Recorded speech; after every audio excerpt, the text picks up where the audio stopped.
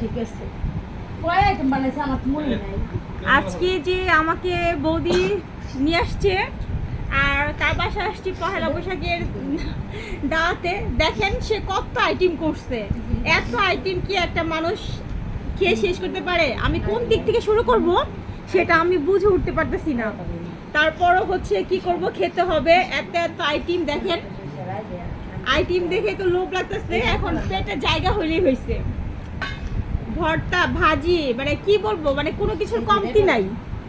সে এত পরিপূর্ণভাবে তৈরি করছে। আগে বেগুন ভাজিটা খাই না।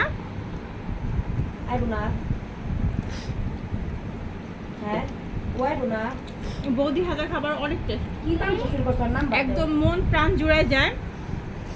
অ্যাকচুয়ালি কেউ না খেলে বুঝতে পারবে না যে তার হাতের খাবারটা কত বেটার। হয়তো বা পরবর্তীতে আপনাদের জন্য দাওয়াত থাকবে, বৌদি আপনাদের দাওয়াত দিয়ে নিয়ে আসবে। আমার মতো যারা খাদক আছেন, আইসা এই যে এরকম খাবারগুলো সব খাইবে। আর যে ইলিশ মাছ, পহেলা বৈশাখ মানেই ইলিশ মাছ থাকতেই হবে। আরো আইটেম আছে, দধি, মিষ্টি, কোক। আমি কিভাবে এত আইটেমগুলো দেখাবো আর খাবো আমি বুঝতে পারছি না। সারাদিন বসে থাকবো আর খাবো। ইলিশ মাছ পহেলা বৈশাখের সাথে